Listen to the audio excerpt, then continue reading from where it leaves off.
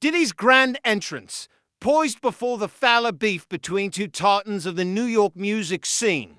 It's the sex trafficking and racketeering trial of Sean Diddy Combs, why 50 Cent was brought up this week during emotional witness testimony. Combs and 50, they've been at odds for a long time, and now only of them is facing the possibility of spending the rest of their life in federal prison, and the other is not holding back or hiding the apparent joy they find in that possibility happening with a guilty verdict. Nobody expected 50 Cent to show up in this courtroom. For years, he's taken shots at Diddy on social media, joking, clowning, calling him out in his usual way. But when he walked through those doors and took the stand under oath, everything changed. This wasn't trolling anymore. This wasn't trap beef. This was war. And what 50 Cent brought with him wasn't just petty gossip. It was a grenade. Sean Diddy Combs and 50 Cent used to go back a long time. They've been rivals for a long time. And this week we learned that, at least from Diddy's side of things, this feud apparently went far. Beyondwards, 50 Cent's name came up during fee testimony this week of Capricorn Clark is a former assistant of Sean Combs, who went on to become the head of marketing for his Shah Jahan clothing brand. Clark rose successfully and professionally through the ranks of Diddy's world during her time working for him, which stretched between 2004 to 2018, so she saw a lot. Clark claimed that Diddy would threaten her, as she says he even kidnapped her in 2011. All of this matters as we build up to how 50 Cent can factors into what she said on Stand Now. Capricorn Clark started working for Bad Boy after she worked for Death Row Records. Now that's surprising, since Death Row was ran by perhaps Diddy's most hated enemy, Suge Knight. Clark said that one of her good friends shot a baby with Suge Knight, and that to show she knew him. And in perhaps the most shocking story from her testimony, Clark claimed that shortly after she started working for Diddy and his security guards took her to Central Park after dark. And Diddy said, quote, "He told me he didn't know that I had anything to do with Suge Knight, and if anything happened, he would have to kill me." It is an allegation that paints Combs a sue-me own, who is ready to take a life. Beauty's Capricorn Clark's testimony continued brought up another rival of Sean Diddy Combs and another allegation that he made an ominous threat or violence. Clark testified when working for Diddy, they went to a press event at TMTV and 50 Cent was there. And just wait until you hear what she says. Diddy told 50's manager 50 Cent's real name is Curtis Jackson. He rose to fame in the early 2000s, you might remember. Songs like Into Club, you might remember. Faith was the leader of the rap group Gun It No 50. Grew up in Jamaica, Queens, New York. Diddy, also a New York native, he was born in Harlem.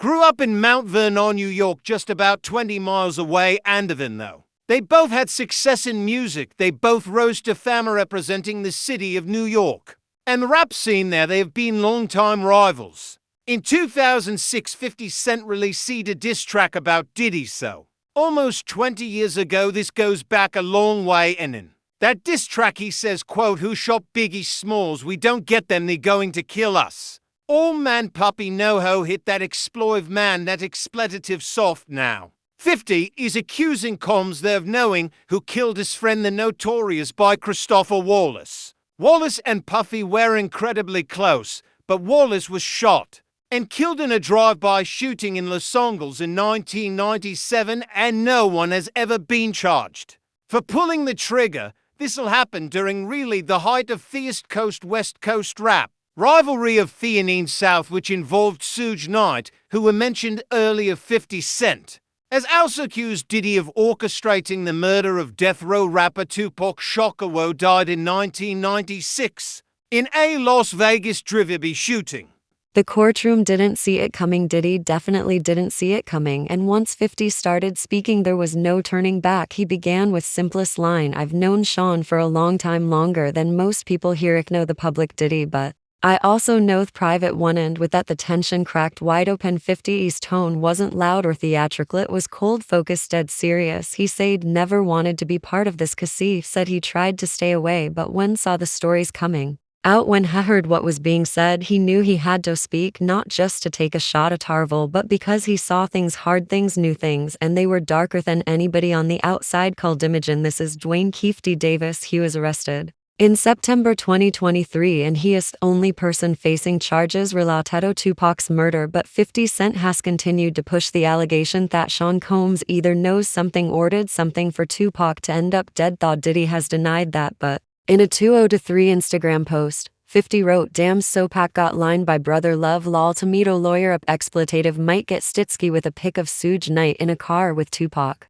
Diddy, who has a lot of names, Puff Daddy, Puffy Puff, and Brother Love, is one of those other names. No, from Diddy's side of things again, he's denied having anything to do with Tupac's murder, and he's also denied having anything to do with Christopher Wallace' death, and he's denied public living issues with 50 Cent. Here's what Combs said when he was asked about a beef with 50 in a 2018 interview with radio show The Breakfast Club, Power 105.1 FM. "Hey yo, I don't have no beef with I don't know why with Fife loves me, he loves my mean y'all can't see it, no we can't see, y'all can't see that he loves me, you really hold on, you really think that shade." If you look at 50's social media, you can see he has a lot of posts about Diddy, and this is what he posted the day that federal agents in Miami raided Combs' mansion ahead of his arrest on the charges that he's now on trial for. 50 Cent posted on X, "Now it's not Diddy do it, it's Diddy done, they don't come like that unless they got a case." 50 Cent also included a link to his geek clothing brand in that post. Well, Diddy in the Breakfast Club clip said that 50 Cent actually loves him and there was never a beef on the stand this week. Capricorn Clark said otherwise. Clark said that she was at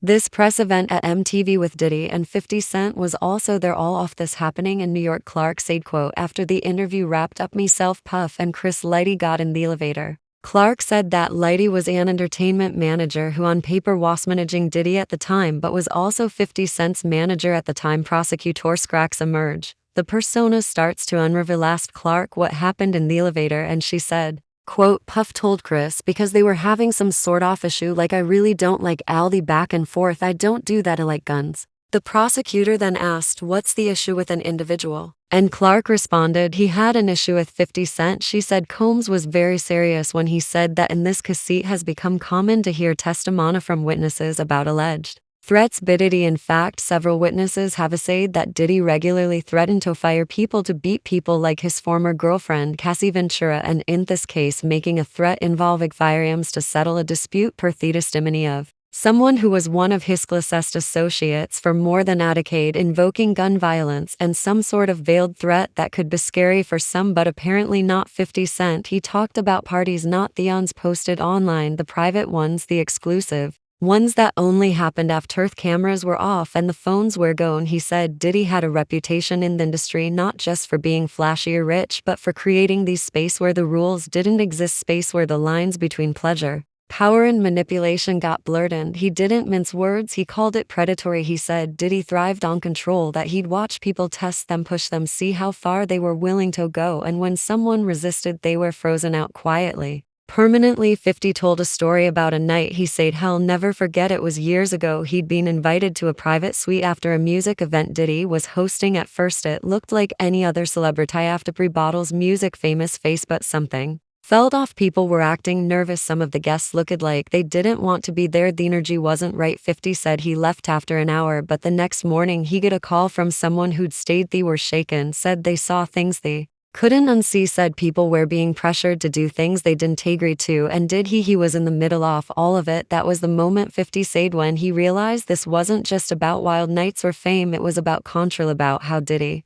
used his power to create an environment where people either gave in or disappeared. And from there the stories kept piling up. Artists who got close to Diddy and then suddenly vanished from the spotlight, employees who quit without warning on Instagram. 50 posted right after his name came up in the courtroom, quote, cut, wait a minute, Puffy's go to gun, I can't believe this, I don't feel safe," with a picture that looked like an AI image of 50 Cent on a movie set looking serious, and he wasn't done. Shortly after that he posted another image on Instagram of him in a Yankee shirt with a very scared look on his face with the caption, "Oh my goodness, itty bitty Diddy wants me dead, I have to lay low. Sad face emoji, I think I'm gonna hide out at the playoff game tonight, lol." Then the next day he posted what he did that night. He went to the NBA playoff game between the New York Knicks and the Indiana Pacers in Indiana, and you can't see him here in A picture on the floor in a shirt that reads, quote, "Free Diddy." Playing into the trolling that 50 Cent has done to Sean Combs over the years even before Combs was ever accused of what he is on trial for now. Combs' trial is expected to last another month at least. He's charged with racketeering sex trafficking.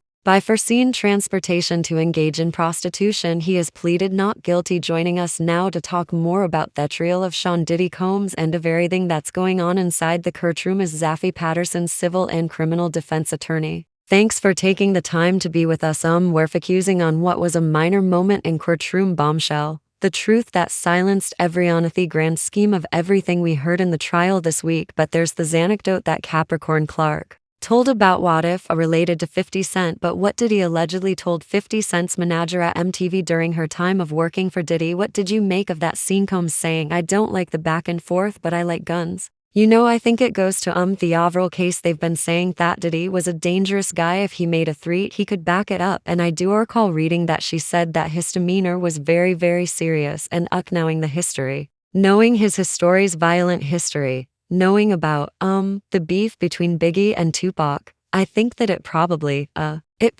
frightened her. And I think that just to gain her knowing about his violence, his propensity for violence, his behavior with her, his behavior with Cassie, his behavior with other employees, he's just continually and reinforcing that violence. So I think it was a really good moment for the government hits. It's just, and then it seems like there are these little moments along the way where there are some celebrity names that pop up. This case, it was 50 Cent we heard earlier in the trial, Usher and Nia were at a dinner where Cassie was allegedly assaulted. It was unclear whether they saw that, but it was said that they were there. As far as the history of 50 Cent and Diddy, do we know how it started? I know that 50 Cent had a diss track, I think around 2006, claiming that Sean Combs knew who killed Biggie Smalls, but is there a particular incident that happened that made 50 Cent just seem to really start to come at Sean Combs? Friends who distanced themselves without saying why. According to 50, this wasn't coincidence, it was part of a pattern. Then he dropped the real bombshell. He revealed that back in the early 2000s, he was approached by Simeone inside Diddy's circle. They offered him a chance to partner on a new venture, something off the book, something exclusive. But when he asked questions they got vague, said it was about creating a light spaces for expression. When he pushed harder, they backed off, and days later Diddy confronted him, told him to forget the offer, told him it wasn't for him. 50 said the look in Diddy's eyes that day still haunts him. It was like he knew I wasn't going to play along, and he didn't like. Faith Courtroom sat frozen as 50 laid it all out. He didn't yell, he didn't dramatize, he just told the truth, or at least his truth. Now in a new interview recently published by The Hollywood Reporter, the Get Rich or Die Trying rapper isn't mincing words on how he really feels about his arch rival. In the interview, 50 Cent addressed his relationship with Diddy, who faces a number of troubling allegations including rape, sexual assault, sexual harassment, and sex trafficking over a string of lawsuits. 50 Cent says he's been very vocal about not going to Diddy's now infamous parties, which have been alleged as the site of some of the heinous acts he's been accused of while referring to Diddy as his old moniker Puffy. 50 Cent said, "I've been very vocal about not going to Puffy parties and doing stuff like that. I've been staying out of that stuff for years. It's an uncomfortable energy connected to it." When asked if someone told 50 Cent if the energy there was off or if he went or something that felt odd, 50 replied, "He asked to take me shopping. I thought that was the weirdest stuff in the world because that might be something that a man says to a woman. He would go on to say from that I wasn't comfortable around him." 50 Cent would go on to discuss the brutal hotel surveillance video released in May, which showed the Bad Boy founder horrifically attacking his ex-girlfriend Cassie. That incident was mentioned in Cassie's now settled wit against Diddy, in which Diddy allegedly paid $50,000 for the tape. Once that video was made public, Diddy issued a public apology, however didn't mention Cassie by name. As it's been reported, Diddy is no longer able to say her name publicly. As a part of their settlement, I was "You'd mean I hit rock bottom. Make no excuses. My behavior on that video is inexcusable. I take full responsibility for me actions in that video. I'm disgusted." He was disgusted then when I did it. I'm disgusted now. He went and I sought out professional fold to go into the rap. I'm going to rehab. Had to ask God for his mercy and grace. I'm so sorry, but I'm committed to be a better man each and every day. I'm not asking for forgiveness. I'm truly sorry. The video was published to Diddy's Instagram but has since been scrubbed from his page. Diddy's rival 50 had choice words about the brutal video, saying first he denied that even happened and then the tape comes out, so it means everything that N-word says is a lie. When someone watches that, if they have a daughter and they can imagine her being under those circumstances, that stuff is crazy. Like if they let him get away with it with all the influence and power you have, that person you're with is supposed to be a part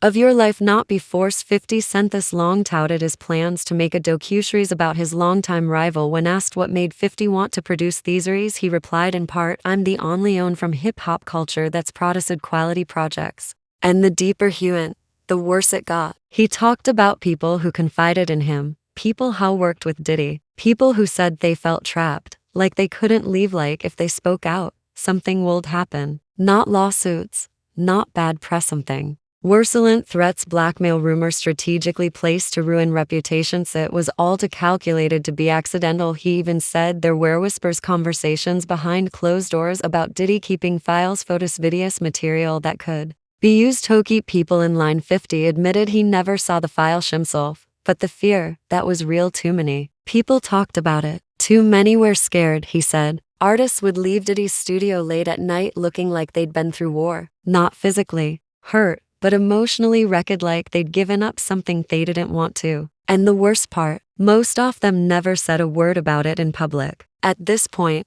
Diddy couldn't hold it together anymore. He leaned forward, whispered harshly to his legal team, then slammed his hand on the table. The judge immediately called for order, but the outburst said more than any rebelliver could. He was unraveling. 50 just watched him, didn't flinch, just stared like he knew the reaction was coming, like he'd seen it before. And then 50 did something nobody expected. He got personal. He talked about being young in the industry, about how hard it was to navigate fame, power, and people like Diddy. He said the worst part wasn't the fear, it was the silence. How people Diddy would enable him, protect them, normalize the behavior, laugh it off, defend him in public, and whisper the truth in private. 50 said he was done whispering, ended his testimony with a simple sentence: "This isn't about beef. It is about truth, and people need to know whether you're really dealing with." Courtroom didn't applaud it, didn't need to. The silence said everything. 50 and Diddy have collaborated on a few songs together, and when 50 was an unsigned rapper more than 20 years ago, he used to ghost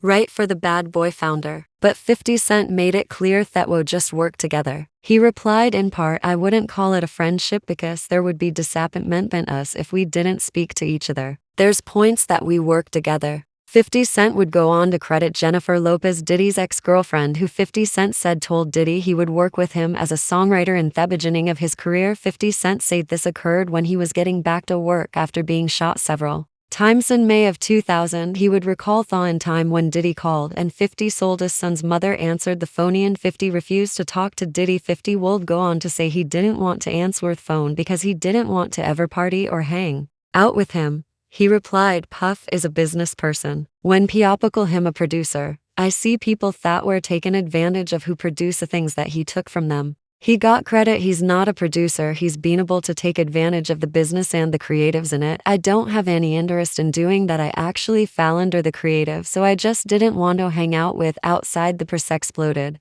Cameras swarmed, reporters screamed questions, social media lit up instantly. People were reposting old clips of 50 warning about Diddy, old interviews where he hinted at something deeper. Suddenly, the things that once sounded like jokes weren't funny anymore. They were warnings. 50 was right. Started trending. Fans dug up old videos, old tweets, old stories. Everything was under a microscope. Now every weird interview, every accord exchange, every artist who ever left Bad Boy Records under mysterious circumstance started putting it all together, and what they saw wasn't a coincidence, it was a pattern. And he had no response, no press release, no social post, just silence for a man who always had something to say. That silence was louder than any denial. What 50 did in that courtroom wasn't just powerful, it was a turning point. It wasn't about revenge or rivalry. It was about exposure, a boot tripping off the mask Diddy had worn for decades. And the scariest part, 50 wasn't even the last witness. More are coming. More people with stories, with receipts, with names. The industry is watching and shaking, because if Diddy can fall, anyone can. What happens next might reshape everything, not just for him but for the culture, for the system that allowed this to go on for Thessalance that protected it, the truth is out now and there's no stopping it. Diddy built his brand on being untouchable, but now he looks very, very touchable. The truth, it's coming for everybody.